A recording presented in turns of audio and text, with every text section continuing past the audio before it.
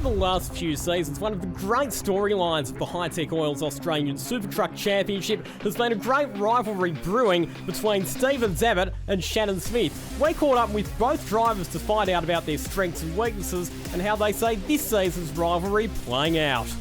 Yeah, so to date I've won 5 Australian championships outright and 2 New Zealand outright championships. Yeah, we're the current leading team in the series. Won the series in 2020 championships. We spent all year reeling Shannon in and just couldn't quite get the job done. So full credit to him, he done a good job. And so we're here this week and this year to try and take that number 1 back. Yeah, look, they're very similar trucks. They're both Kenworths. It's probably the most similar, but everything that we build on these trucks is handmade to our own liking. So he's running a different. I think the only thing that's the same is our gearbox. All our brake package, engine package, everything's different. So we are driving completely different trucks, but as far as on the circuit, they're both just a split. So yeah. So it's a Detroit. It's a DDEC 3 computer. We're running it. Bob Daly looks after the programming. Rebuilds a motor for us.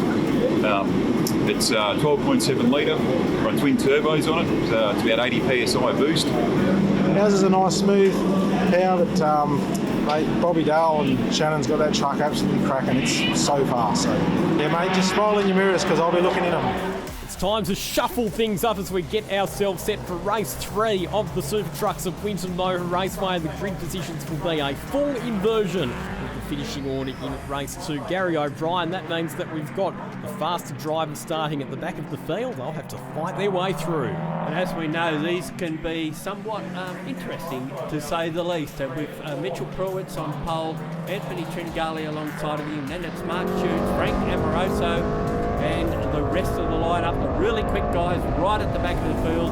This is where all hell could break loose. And I think it will break loose because here at Winton Motor Raceway on this shortened club layout, the original configuration of the Winton circuit, it's not easy to pass. Short braking zones, not a lot of long straights, tighter technical corners, overtaking opportunities at a premium, and if one driver decides to defend, it can be really hard for their rivals to overtake. Underway, and 3 wide down into turn 1. Great start from Frank Amoroso, but Mitchell Pruitt's fighting back on the inside. He goes right off the racetrack. Anthony Tringali off the track on the outside as well. And Mitchell Pruitt is going to be bunkered in the rough.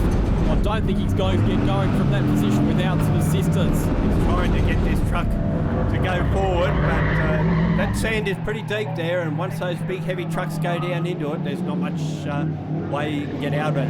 You can see more action going on through the rest of the field. You can see the slight contact coming out of turn 4.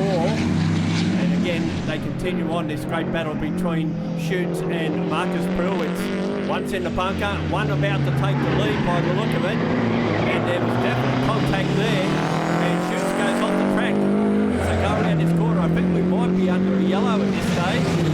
Yeah, well, that's an interesting one because at the back of the shot there, Gary, you could see that there was a yellow flag flying. Safety car has been deployed by race control. The clerk of the course, Richard Weston, has decided that Mitchell Pruitt's Isuzu is in a hazardous position and will need some assistance to get going again as we pick up the Hi-Tec Oils replay to see exactly what happens down there in turn number 1. But Mitchell Pruitt had it all locked up. He was in super deep under brakes. He tried to recapture the lead from Frank Amoroso, but he just had no control whatsoever when they got to turn 1.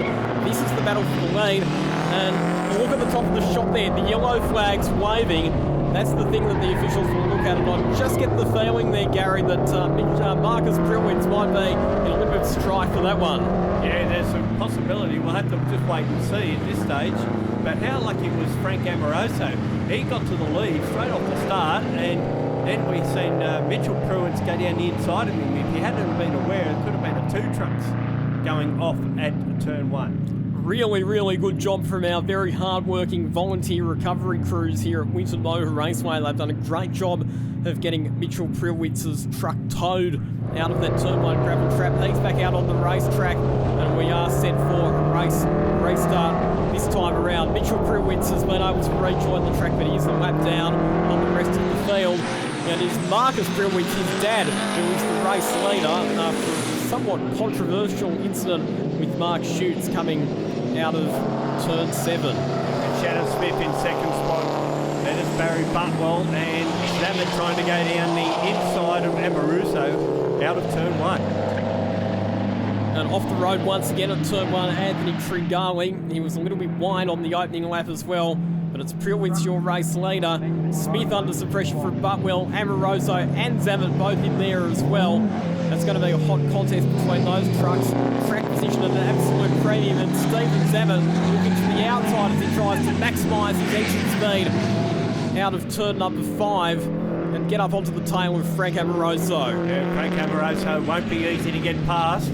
Neither will Mitchell Prilwitz. He doesn't, Marcus Prilwitz, I should say, because he's out in front and he's determined to stay there. Here comes Stephen Zammit, will run out of turn 7, gets into the slipstream of Frank Amoroso. They head down what will be the longest braking zone on the circuit into turn number 8. These trucks are speed limited to a 160 km/h top speed. It's done for safety reasons. As much as anything, these trucks carry a lot of momentum and a lot of mass, and you don't want them travelling too fast if they do happen to get a bit out of control. Yeah, well, the only way you can really do anything about it is your acceleration out of your corners and the braking going into them. And I noticed then that Zammit was trying to get out of that last turn to get up past the start-finish line ahead of Amoroso, wasn't able to do it, but now he's in a better position, comes through the turn 3 sweeper, gets in front as Amoroso decides that, well, I'm going to go, can't quite do it around. He tried to hang tough on the outside there, Frank Amoroso, but of course when you get off the racing line of the sweeper, there's lots of marbles on the outside of the circuit and the grip level deteriorates quite significantly. That's what Frank Amoroso found there. He's off in the boondocks and rotates to number 96 lane racing. At least he got it back in order quite quickly. Got himself back out. As you can see, just too fast into that sweeper, ran out of road, and as he tried to make his way back on the track, unfortunately still had too much momentum and spun it around. Gets underway very quickly. I don't actually think he lost any positions out of that, Gary. That was a pretty good recovery, all things considered. Check out the battle for the lead though. Prilwitz holding on from Smith. Butwell, Zammit in there as well. It's a 4-truck freight train fighting it out for the lead in this reverse grid race with 2 laps to go. As you say, it's very hard to pass around here, and they're finding out the hard way just how hard it can be because there's just no way through at the moment. But the trucks will have different strengths and weaknesses in different parts of the racetrack. We know that Marcus Prilwitz, with the Road Ranger manual gearbox, might just be at a bit of a straight line speed disadvantage compared to the trucks with automatic transmissions, but very, very nimble through the corners, Marcus Prilwitz's truck. That's where he's able to keep his rivals at bay. And he'll be able to pick up a lower gear out of some of the corners, which may give him just that little bit of advantage, just minimal, I know, but enough to keep him in front as they head down the straight. There's Butwell all over the back of Smith now, again trying to find a way around. As you say, they have to brake fairly early, and they're already Butwell going for the move, or attempted to, but Smith had him covered and holds on to that second position. Just noticed a bit of damage to the front fender of Barry Butwell's back superliner, so clearly that's resulted from a little bit of contact with another truck somewhere around the circuit as Zammit looks up the inside of Butwell heading into turn 1. We are on the final lap this time around, so last chance for these drivers to make an overtaking opportunity. What a thriller this is, with the 4 trucks still absolutely locked together. Well, if anything, Prilwitz has actually got away a little bit, and now has Zammit done the same thing to Butwell, because Butwell will be very much concentrating on keeping Zammit behind him, the pair of them, as I say that, get right back on the tail of Smith as they head up towards the back end of the track and run home.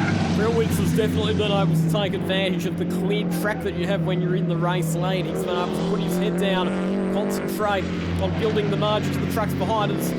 Shannon Smith has a massive sideways moment there at turn 6, just costs him some momentum, but manages to keep it on the racing line. No overtaking opportunity that time through for either Barry Butwell or Stephen Zammit. Zammit, last roll of the dice as they head down into turn 8. Can he get alongside Barry Butwell? Not quite. Here comes Marcus Prilwitz. in the Max Superliner to take what will be a provisional race victory. We think there might still be a bit of an investigation for that early move that he made up the top end of the circuit on Mark Schutz. Side by side to the finish line, Butwell just holding out Stevens at third place. Super tight at the finish between those four trucks, with only a couple of seconds separating them as they cross the line. Well, as we said after the earlier race, is Butwell the fly in the ointment this weekend in this battle between Zammit and Smith? He could well be, and had a bit of a tough weekend at Wakefield Park in round number one, but if they keep scoring points, there's no reason that Barry Butwell can't be a title contender this year as well. Once again, though, the reverse grid race has delivered in the Australian Super Truck Championship. Plenty of action, plenty to talk about. And news from race control, Marcus Prilwitz DQ. They decided that the move on Mark Schutz on lap 1 happened under yellow flag conditions. He has been excluded from the race results. That hands Shannon Smith the win ahead of Barry Butwell and Stephen Zammit. After a captivating third race for the Super Trucks, let's head down to the pits and catch up with the latest news from our drivers. I think, I'm not sure who was in the 321 Young Guns racing, but I thought to myself, he's going a little bit too quick in his turn one and he ain't going to stop. And he has actually shot across the front of me. Next thing it was mayhem and trucks everywhere, but I come out of that all right. That was cool. When I was going through the sweeper, I didn't realise Steve had snuck up me inside, and then I had no room, and I've gone out to the right-hand side of the sweeper and into the grass. And when I've come back on, I've actually hit the ripple strip, hit the bottom of the gearbox and cracked the gearbox open, the bottom tin sump part of it, and of course there's oil everywhere. So we've ripped it off and welded it all up, and we'll have it going for the last race. Oh, that sort of was a parting of the sea, and I managed to get through on the inside of Frank Amoroso. I think my son Mitchell went off, causing a bit of traffic, which worked to my advantage. Not that I wanted to see him come off, but, you know, wasn't a bad outcome. It was all smoke there. I just saw a line and went for it, and it paid off all right. I was worried sort of Frank swung around and nearly got me and put me off balance, and I sort of drifted. Did a bit of fair drifting there in the first corner, but come out all right. So there's a bit of pressure there. Just one mistake, and you knew that you'd sort of lost your spot. So, but it was good fun. No shortage of drama and controversy in the Super Trucks this weekend, and it's not over yet. Don't go anywhere. We've got the 10-lap Super Prix coming your way next.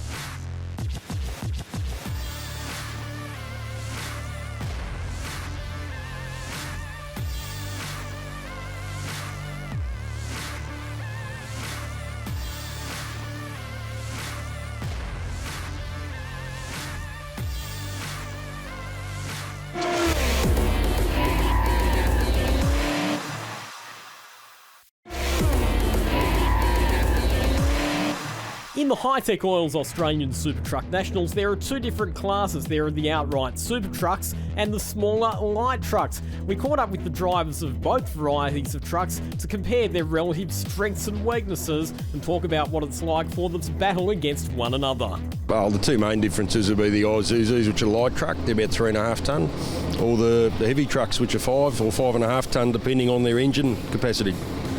Yeah, well, it is a big truck on the weight and the size of it compared to the little Isuzus.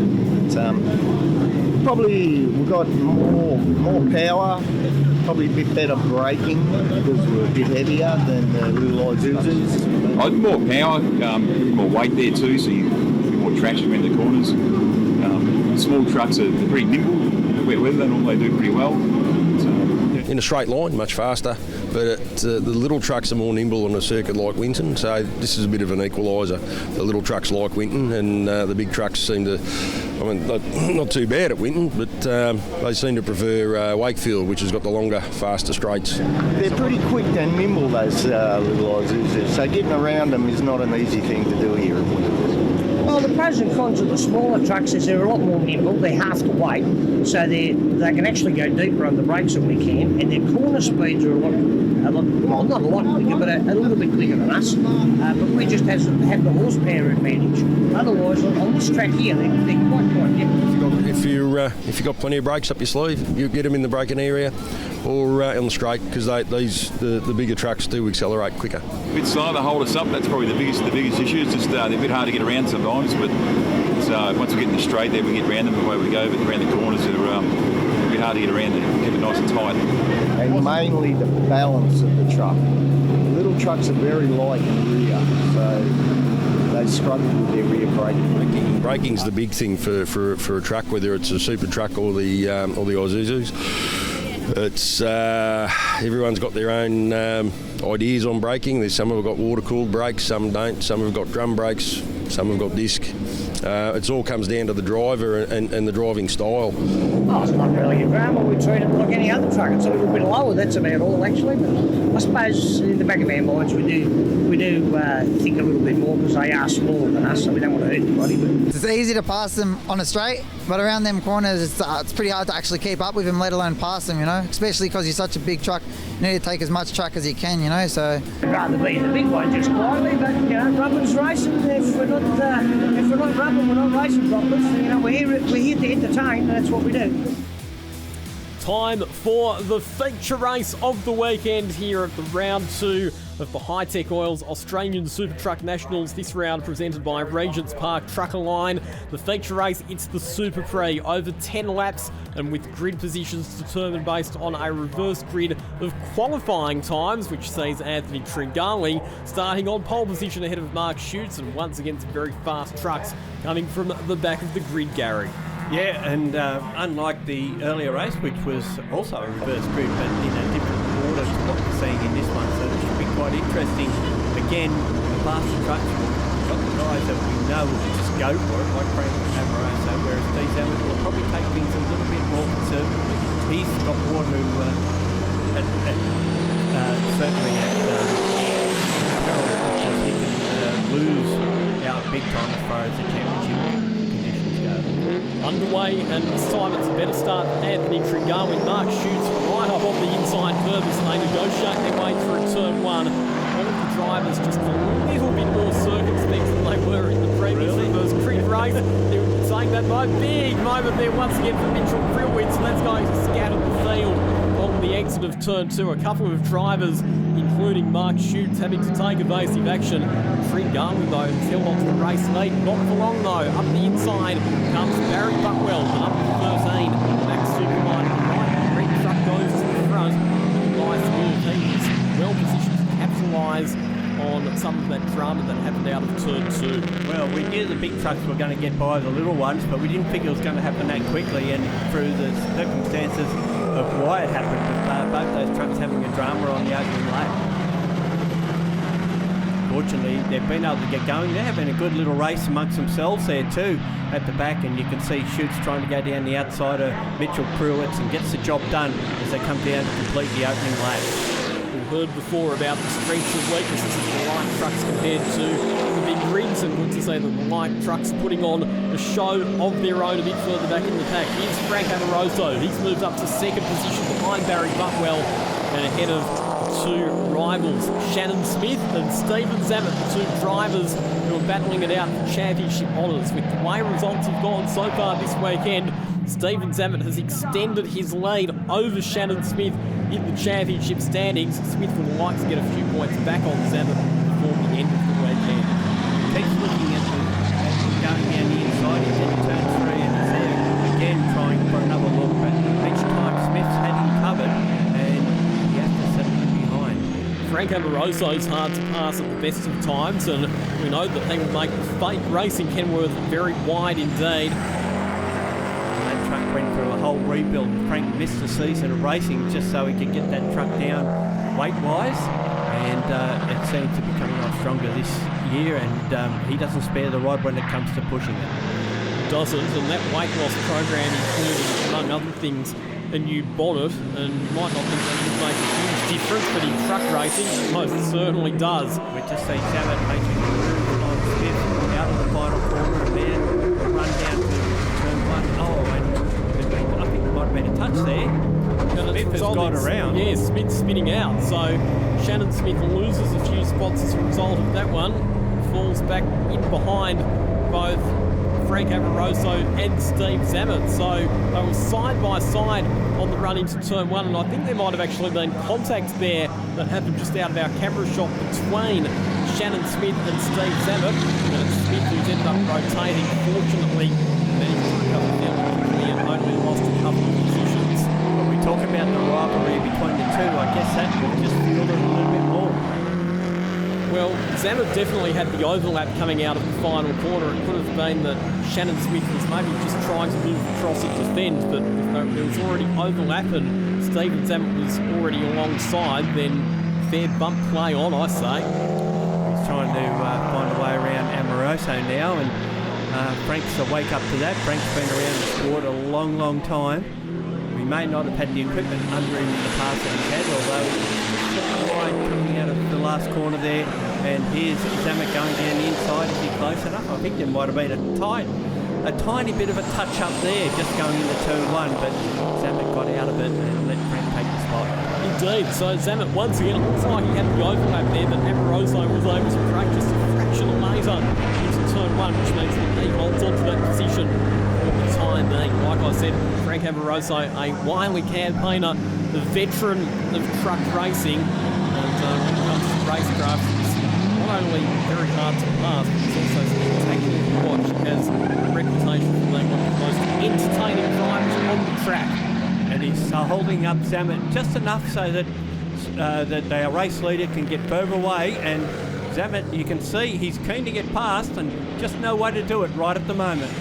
The fact that Barry Butwell's been able to get cleared track so early on has really worked to his advantage. He's been able to build a sizable buffer over his pursuers, and this looks like it could be a bit of a drama here for the Marcus Prilwitz truck. Getting smoke puffing out of the back of that truck as he gets passed on the rundown into turn number 8 by Shannon Smith. Shannon Smith, of course, on the comeback trail, and here once again Zammit goes this time to the outside of Frank Amoroso. That's difficult to try and go the long way round through turn one. Can Zammit hang tough around the outside? They'll go side by side, drops the left wheels off the side of the racetrack, but he's pulled the move off. That's unbelievable. Unbelievable move from Stephen Zammit. It's hard enough to go round the outside of someone in a car through turns 1 and 2 on the short circuit of Winton, let alone a huge race truck. What a move. Well, I tend to think too that Zammit would have been getting frustrated, and you could see Smith was starting to make some progress on him as well, and he was desperate to get past, and he did it so well. Very impressive move, you'd have to say. Move of the weekend there for Stephen Zammit. So up to second position, and now he's got some clear track at his disposal to start mowing down the margin that Barry Butwell has been able to extend over the first half of this race. Let's take another look at this breathtaking move for Stephen Zammit. You can see that he's starting to set the move up coming out of the final sequence of corners, turns 8, 9 and 10. He found himself on the outside of Frank Amoroso heading down the main straight. Now, normally that would not be the ideal position to get an overtaking manoeuvre done, but such was the confidence of Stephen Zammit that he was able to hold it around the outside. He was right to the edge, in fact a bit beyond the edge of the racetrack, and he was able to sail through and take second position. Barry Butwell's opened up a 7-second margin over Stephen Zammit, and he's only got 6 seconds to reel that in, so it's more than a second a lap that Stephen Zammit has to find if he wants to catch Barry Butwell. Then he has to find a way past as well. As we take a look back at the battle between Shannon Smith and Frank Amoroso, Smith, you would have to say, has done a really good job of recovering the lost time from that spin earlier on, and those two trucks are now becoming engaged in their battle for what will be position 3. Well, that was an interesting move because initially Smith was going to try and do it the same way that Zammit did, but then he cut the inside line to try and get down underneath Amoroso in the run to turn 2, but couldn't quite pull it off. No, he couldn't, and Amoroso, wily veteran, was well awake to that one and parked his truck in exactly the right position to make sure Smith wasn't able to get the job done. Smith looking for the run out of turn 7. Quite get the drive out of the corner, I don't think. Amoroso will be ahead when they get to the braking zone at turns 8, 9 and 10. Marcus Prilwitz closing in as well, so it's becoming a three-way contest. Positions 3, 4 and 5.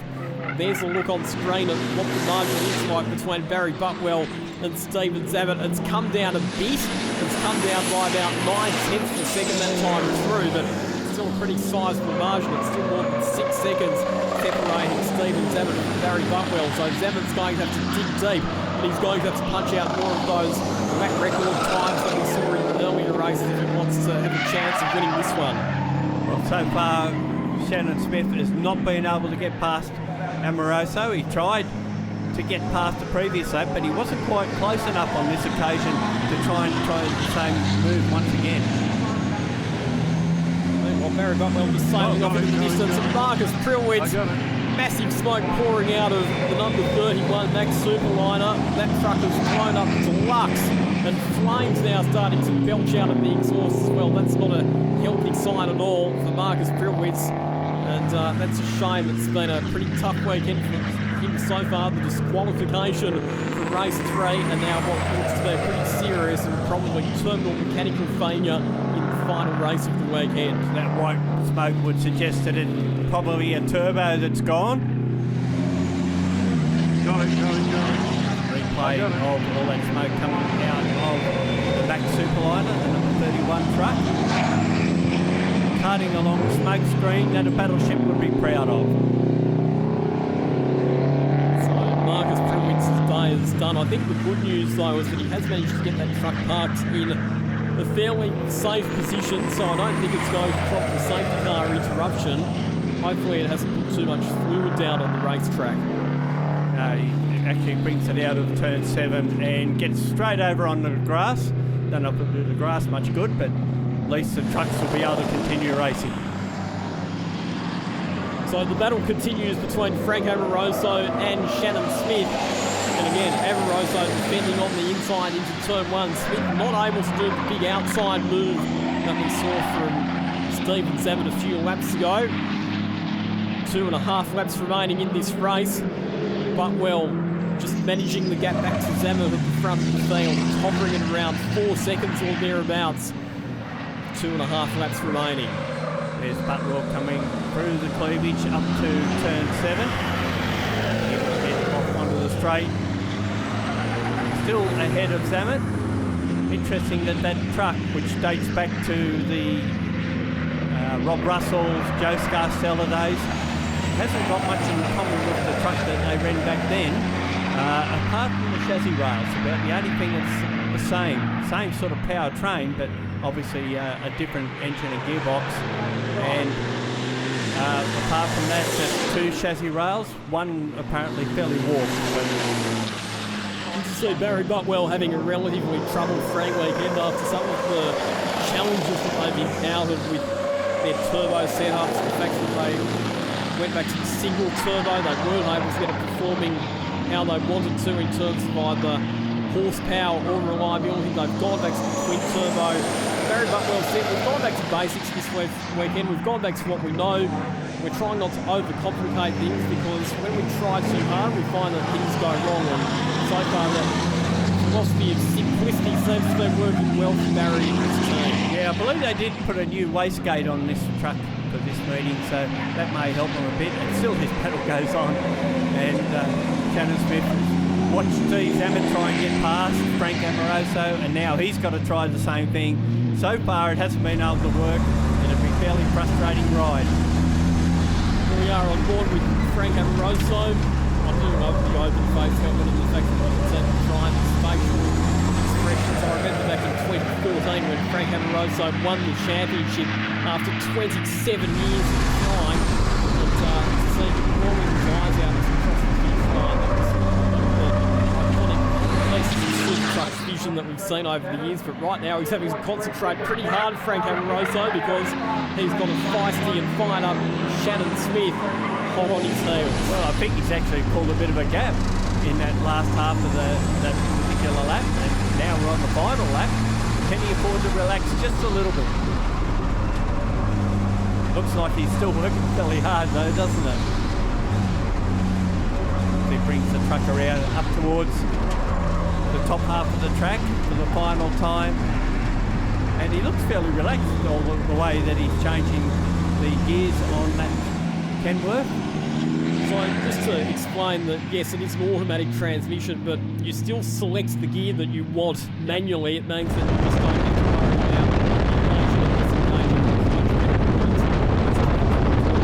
about Barry Butwell, exemplary performance, was playing early after negotiating his way through great skill in the opening lap, and he's going to pick up the race victory in the Super Prix here at Winton Motor Raceway. Well done to Barry Butwell.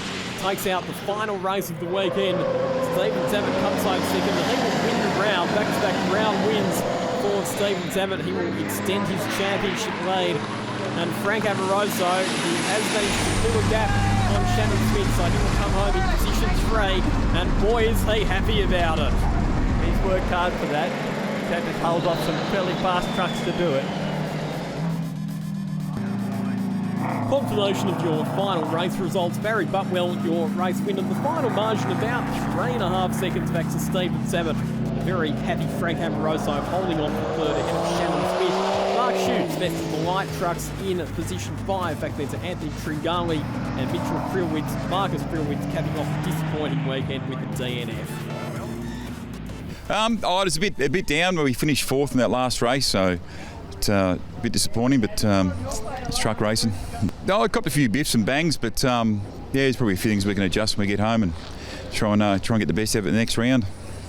We ended up getting two first places in the race, a third place and a second place. So all in all, it's I think it's a couple of extra points in the championship and a couple of points clear for the round. So we've got a hefty lead coming back here in September, and I think we'll utilise it and keep pushing forward. We definitely like to put on a good show out here, and when there's 3 trucks going down the main straight, they're all fighting for a 1 truck wide corner. It does get a bit exciting, so I'm glad we've ended up on top. We changed the steering box, and we had a few steering issues of it locking up, and we got that under control. Didn't get much time out there. We only got out there to do the last 3 laps of qualifying, so we didn't get much time on the track, but from then it just all went right. Absolute dream start. See you later. I'm like, where you all gone? That was it. He could, if he had more time, he would have caught up to me, but he wouldn't have got past me. No way. Let's have a look at your Australian Super Truck Championship points after the first 2 rounds, and it's Stephen Zammit with a 12-point lead over Shannon Smith. Barry Butwell's right there in the game as well, sitting in 3rd position. Frank Amoroso moving up to 4th position ahead of Marcus Krillwitz. Robbie Fern, shocking weekend for him. He's dropped back into position 6 on the points table. Well, there was plenty of action, a little bit of drama, and a touch of controversy as well, but in the end, Gary, it was Stephen Zammit who reigned supreme once again. The Hi-Tec Coil Super Trucks certainly delivered, and the reverse grid races made it spectacular as well. But as you said, Zammit did the job, got the points he needed, and he's doing it in a more conservative manner, I felt, this year, with just 2 wins out of the 4 races, 1 win at the first round. So he's only won 3 out of the last 8 races, but still leads the championship. Well, we'll see if he can maintain that winning form when the Super Trucks return to the track for the next round of Winton Motor Raceway in September. Thanks for your company on behalf of Gary O'Brien. I'm Lockie Mansell. See you next time.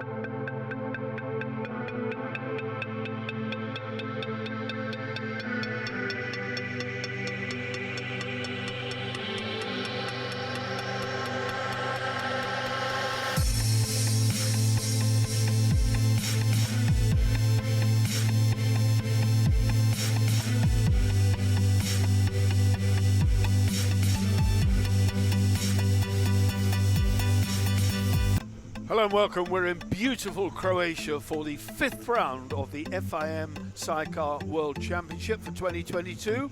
And it's very hot here. It's about 34 degrees. We are at the Rijeka circuit, the Grobnik Motodrome. It is just amazing.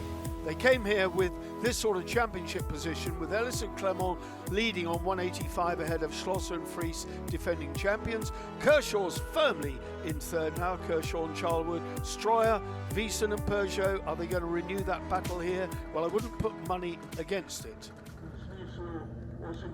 Pole position for Todd Ellis and Emmanuel Clement. This 2.59 mile circuit run anti-clockwise, one of the very few anti-clockwise World Championship tracks. In fact, I might go as far as to say it's the only one we visit, but I'm not absolutely 100%. But race one took place over 18 laps. It was always going to be tough with these guys. We'll have a good look at what happened in race one and then pick up race two live for you. The sun was beating down. The Christers are here. Sam and Tom Christie came to play. A long way for them to come to Croatia, but good to have them back on the world stage. The lights went out, you could hear the revs build. Todd Ellis dumped the clutch, as indeed did Kershaw, as indeed did Harry Payne. Schlosser going well. Benny Stroyer and Kevin Kolsch shot up the inside to grab fourth place from Harry Payne. So that was a quick early move from Benny Stroyer. He's been on fire this season, no doubt about that. At the front though, Todd Ellis and Emmanuel Clement leading. Steve Kershaw and Ryan Charwood, with the defending champions Schlosser and Fries firmly placed in third, with Stroyer behind them. The Santander Salt Yamaha getting away in the early stages. 15 turns on this track, 9 lefts, 6 rights.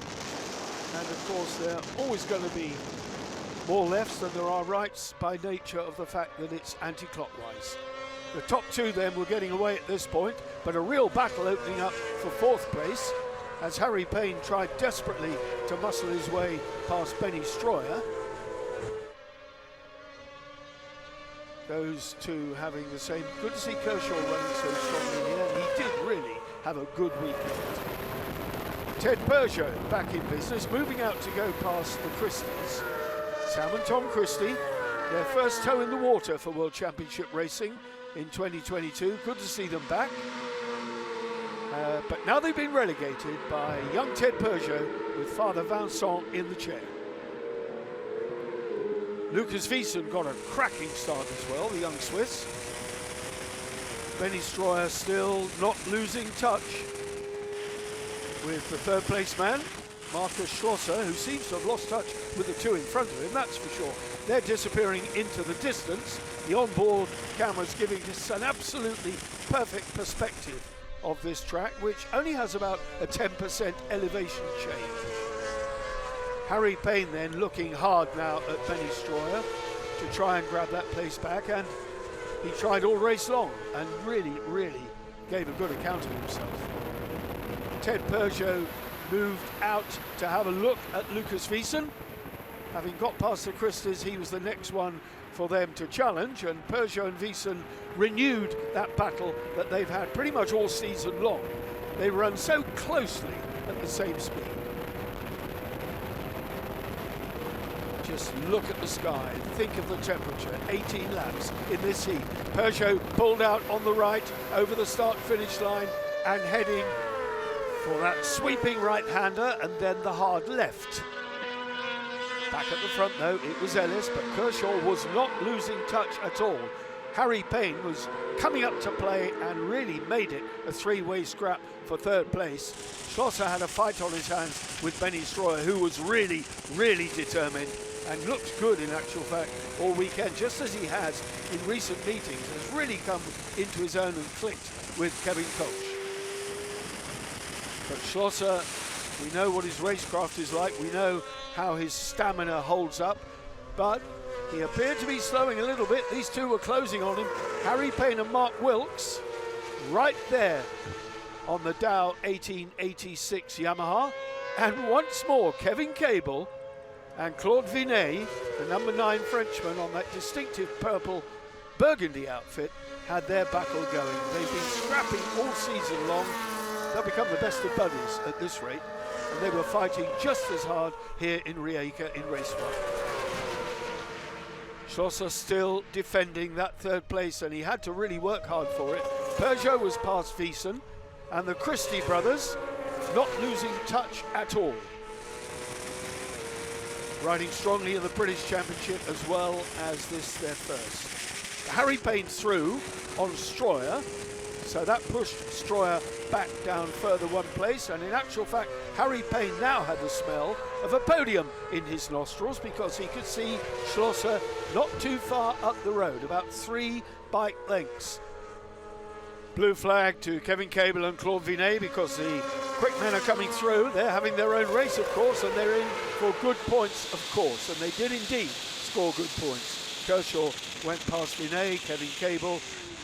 Would he get underneath Kevin Cable? In fact, he did not, so he had to choose to go the other side. Kevin obviously knew he was there because the flags had been waved, but Steve Kershaw and Ryan Charwood having a great ride on the Quattro Yamaha. Benny Stroyer got second wind and was having a really serious go at Harry Payne and Mark Wilkes, who got safely around Kevin Cable. Benny Stroyer trying the same move. Kevin Cable at this point closed the door a bit, there was contact, Benny Stroyer crashed, out came the red flag, and it was game over, but Ellis and Clement declared winners. Let me say at this point, Benny was knocked about a bit, was checked over in the med centre, and the doctors told him he couldn't race again this weekend. So no result for him, but confirmation of a win for Ellis from Kershaw. A brilliant ride ahead of Schlosser, Payne and Wilkes, the Peugeot boys, Wiesen, Christies, Vinet, and Kevin Cable, of course, DNF as well. That's the podium.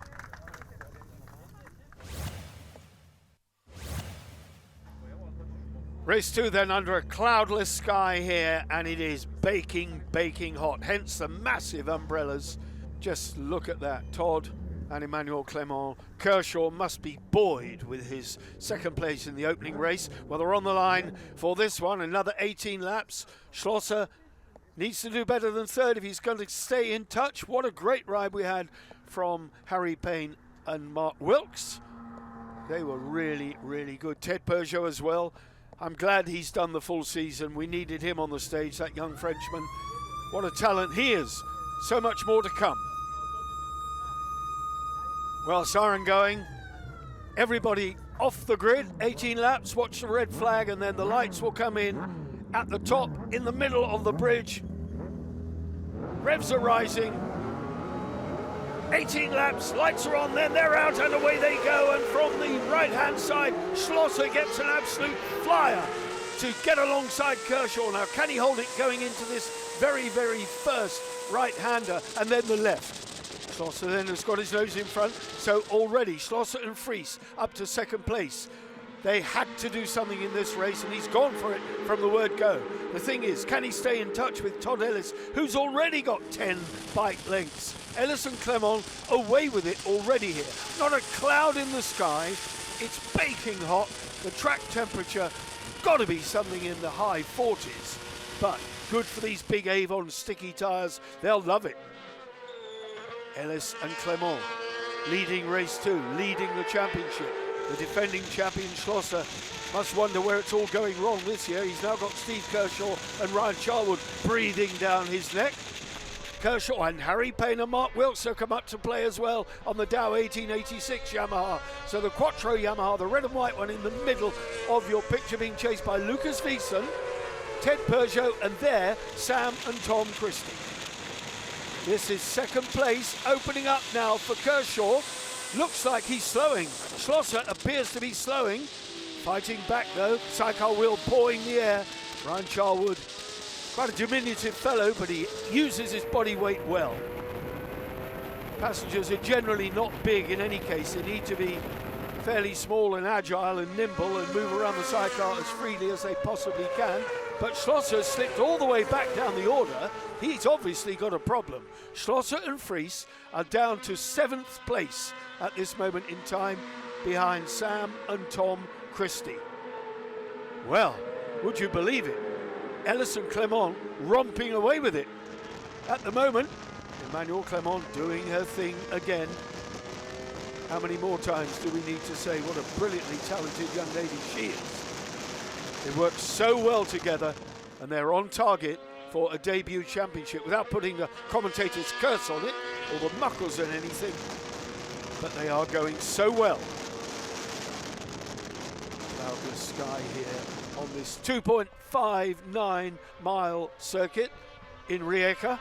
Been used so many years, of course, by the sidecars. It's a favourite on the sidecar calendar. Ted and Vincent Peugeot, 74 in the wheel tracks of Harry Payne and Mark Wilkes. Schlosser and Fries still going. They're soldiering on. Whatever the problem was, maybe it's cured itself. Todell is moving about a little bit over the track there, coming into that left-hander. But they've got a fantastic lead. Here come Kershaw and Charlwood in second place again. Harry Payne, Mark Wilkes, Benny Straw and Kevin Cole sitting this one out. Both knocked about a bit second-hand. Bike's okay, but as I said at the end of the first race, he was told he would not be able to race again this weekend. On board with Steve Kershaw. We wish Benny well, of course. All of us in the sidecar paddock wish Benny Straw well. He's a very, very able competitor, as indeed is the man we're watching now. In fact, the couple we're watching now. Having the best weekend so far, Steve Kershaw and Ryan Charlwood. They've always said that they would learn more as the season unfolded, and they would get to grips with the top three. Well, they have got to grips with the top three. Todd Ellis, Emmanuel Clement in control, but Kershaw seems to be closing them down a little bit. At the back of this sextet, Sam and Tom Christie. And then, of course, Marcus Schlosser, Marcel Fries. Damage limitation, riding for points. Kevin Cable was punctured with that Benny Straw incident in race 1, but rear tyre replaced, renews his battle with Claude Vinet. Great to see Kevin having such a full season. Absolutely loving it. Touring Europe, racing, living the dream, why not? Over the line they go.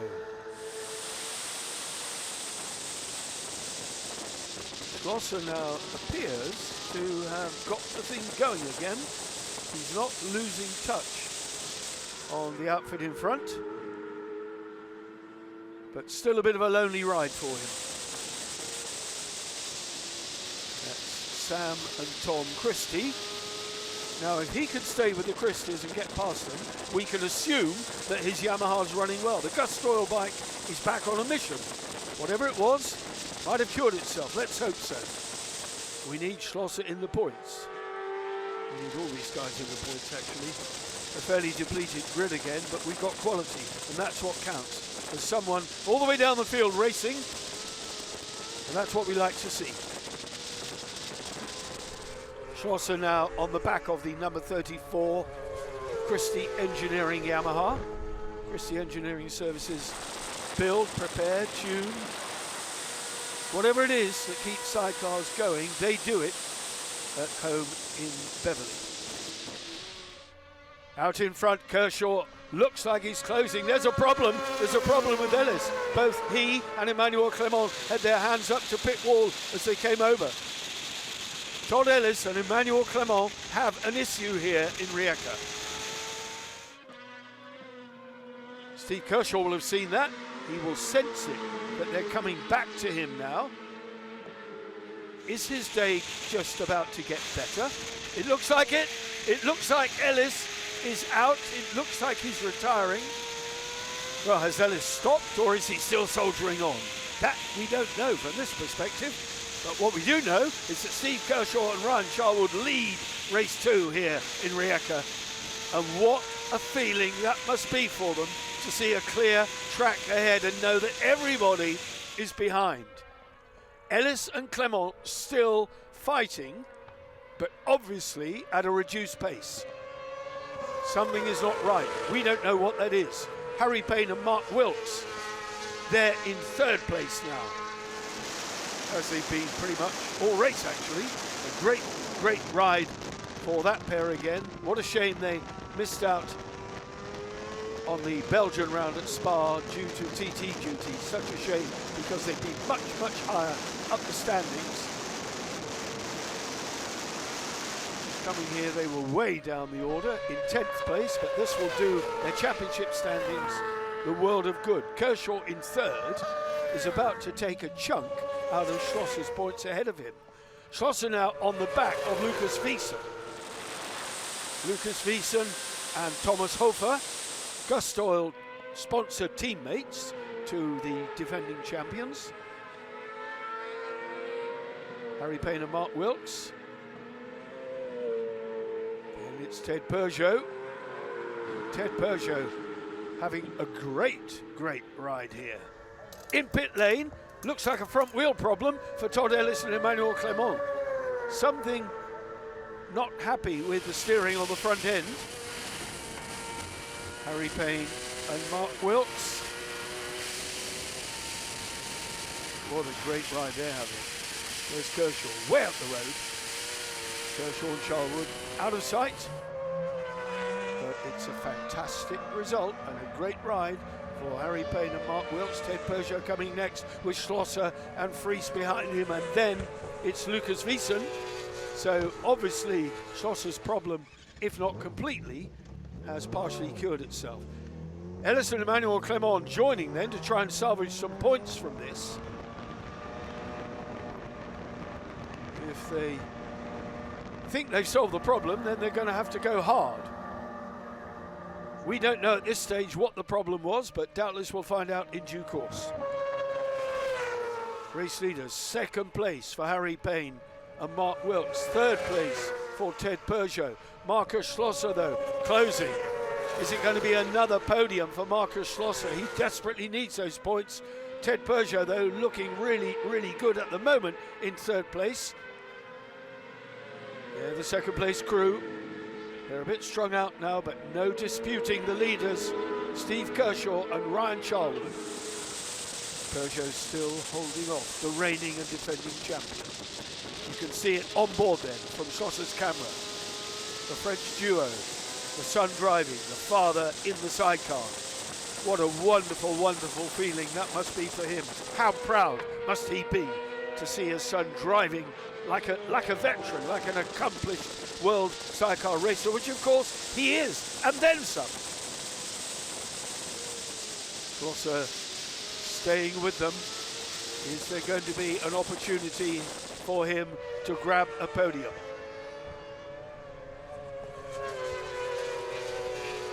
Well, the sun still beating down here. Out in front now, safe in the lead. Oh, look at Schlosser. Schlosser closing on the back of Ted Peugeot. Vincent had a little glance there. Heard something coming, had a quick look. He moves well, doesn't he? For a gentleman the wrong side of 30, if I can put it that way. Schlosser using all the curb and more to try and get by, and he's alongside neck and neck, but there's nothing in it for speed. But he's going to go up the inside and on the brakes. That's his favourite move, into that left-hander. It's a lovely jink, and now there's another right-hander coming up, and it's a sharp right, a very sharp right, and then a double apex, another right. Round they go. Turn 4 then, up to a double left on turn 5. But it's game over for Todd Ellis, Emmanuel Clement. It is a terminal retirement. Whatever it was has not been fixed. So it will be 0 points, nil point for the championship leaders, enabling all the crews behind to close up, and more importantly for him, Marcus Schlosser.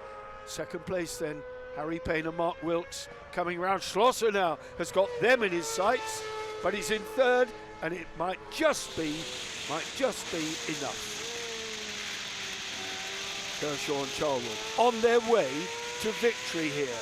This is incredible. What a fantastic weekend they will deem this in Croatia. Look at these long sweeping straights. Over the line they go. Checkered flag and victory for Kershaw and Charlwood. How sweet do you want it? 2nd for Harry Payne and podium for Marcus Schlosser after recovering from 7th place. Incredible. 4th place for Ted Peugeot, but that is something of a ride for Kershaw. He is delighted, and why wouldn't he be? Confirmation then of the podium. Kershaw, Payne, Schlosser. Peugeot, what a brave ride from the French couple. Wiesen, Christ is there in 6th. Ellis and Cable, DNF. Yeah, it was great. Really good race. First time in these sort of conditions, really, well, apart from Hungary. And yeah, it was a race of attrition. We tried to be smart and not go too hard at the beginning, and yeah, it kind of paid off. We were able to maintain a good pace throughout the race. Mark was fantastic on the back, and the whole team's worked brilliantly this weekend. So I just want to say a massive thanks to them. And yeah, we'll try and come back even stronger, maybe one step higher at Donington. Yeah, it was hot out there, and it's hard work. There's not a lot of rest around here, so yeah. But Harry's an awesome rider. You know, he's nice and smooth. He makes it easy for me to change nice and smoothly. So that really helps, you know, as a passenger. Yeah, like Harry said, you know, fantastic job by all the team, and that we can't do it without everyone. Big shout out to all our sponsors that help us get here and whatnot. And yeah, no, we had a good race. We made a small change this morning. We had a second yesterday, and the change this morning in warm-up made just that little bit of difference with the race pace. And yeah, it was brilliant. The bike felt mint. Ryan was perfect.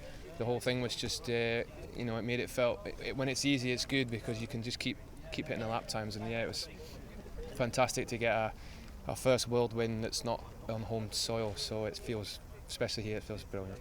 It's a hard weekend because it's hard and pastures around here, and it's been hot, and yeah, it just don't get any let up when it's not a lot of wind today as well. So yeah, it's hard work. You get blown in the face with the radiator and everything. So yeah, it's hard. But like the last 6 laps, then you just try not to make a mistake. You just sort of like, it's harder than when you're in a battle. So when you're in a battle, you've got your full concentration. Then it's just you try not to muck up, you know. So it's yeah, but Steve rode brilliantly. You know, we're riding on the crest of the wave hopefully in a minute, and yeah, roll on Donington. No one said it was going to be easy, Ryan. Well, championship lead reduced, 2:10.194, so 16 points the gap now. Kershaw well established now in 3rd. Wiesen and Peugeot, that battle goes on. Benny Stroyer, he'll be back, such a shame. Great podium shots, absolutely brilliant. What a weekend we've had here in Croatia. Well, they deserve that, but the leathers won't be the same, I can tell you. What a fantastic weekend we've had. Hope you enjoyed it. The next one comes from Donington. Make sure you stay with us because this is where the action is. Thanks for watching. Bye-bye.